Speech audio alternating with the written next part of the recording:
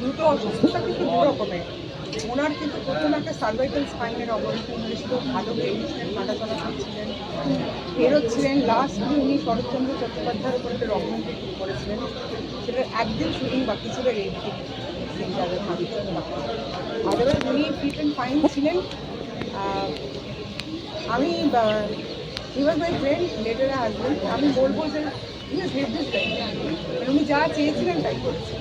মানে হয়তো আরও 10 বছর বাঁচলে আরও কাজ করতেন, কিন্তু এই চলে যাওয়াটা কাম্য ছিল না। কারণ we had a lung infection, suddenly pneumonia হয়েছিল।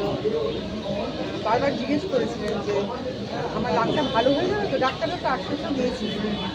কিন্তু ডেস্টিনি বলে, নিয়তি বলে তো একটা জিনিস থাকে, যার সামনে আমরা সবাই অসুখ।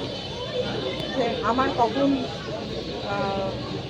কখন আমার অ্যাক্সিডেন্ট হবে, কখন আমি চলে যাব, কখন আমার অনেক ভালো থাকবো, কখন আমার খারাপ হবে, এটা আমি কোনো মানুষই এটা বলতে পারি না। তো সেই জন্যে আমার যেটা বক্তব্য সেটা হচ্ছে যে উনি লাস্ট 3 দিন ধরে এই ভেন্টিলেশনে ছিলেন এবং কিডনি ফেলিয়ার হয়ে গেছিলো, কার্ডিয়াক অ্যারেস্ট ছিল। আজকে লাস্ট কার্ডিয়াক অ্যারেস্টটায় এটা ধরে রাখতে পারলেন না।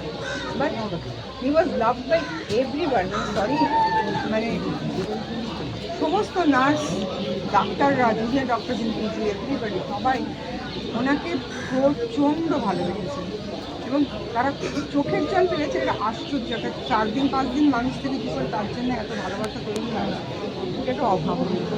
মানে তার মানে হ্যাপি গো লাকি পার্সন, ফান পার্সন, মজার লোক, আনন্দ করেই চলে গেলেন। এবং আশ্চর্য, আমার বড় মেয়ে বিদেশে থাকে, জোর করি বাবাকে হসপিটালে দিয়ে গেছে, মা তাড়াতাড়ি বাড়ি আনো, সুস্থ করে তারপর আমি দেখছি শুরু করা।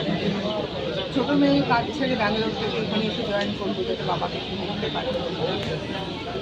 দে ফেল চিকেন, যে বাবার সাথে এটা হলো, এটা দে ফেল চিকেন। ভগবানের একটু দিয়ে দিলেন।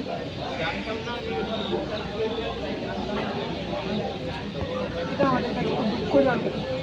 ইন্ডাস্ট্রি প্রথম থেকে উনি তো সকলকে ভালোবেসেছেন, কারোর সাথে কোনো দুর্ব্যবহার করেননি এবং প্রত্যেকটা মানুষ শুনে শক হয়ে যাচ্ছে। আমরা নিজেদের শক হয়ে যাচ্ছি, আমরা ভাবিনি যে এইভাবে টার্নিং পয়েন্টটা হবে। আমরা ভেবেছিলাম যে আস্তে আস্তে উনি ভালো হয়ে যাবে। আর পিজিতে দিয়েছি, এবার উনি সবসময় বলেন বাকি আর যেখানে আমাদের পিজিতে দিয়ে কিন্তু ওখানে হার্ট অ্যান্ড লাং দারুণ, আর কোথাও নিয়ে যাওয়া। তো full support from the government.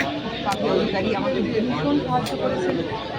আমার সহকর্মীরা, আমার থেকে ছেলে মানুষ, ঋতুপর্ণা, প্রসেনজিৎ, শুভ্রজিৎ দত্ত, সোমা, মানে দিদিটা, মানে কার কথা বলবো, যে মৌসুমি এসছে আজকে, কে নয়, পুরো ফোরাম এসে বলে যাচ্ছে খালি দিদি আমরা সাথে আছি, দিদি আমরা সাথে আছি। এই যে ভালোবাসাটা রাজাদা কুড়িয়েছে, মানে এদের শুধু শিশু দেখেছেন, চোখের সামনে এরা বড় হয়েছে, আরো থেকে আরো কাজ করতে পারবেন।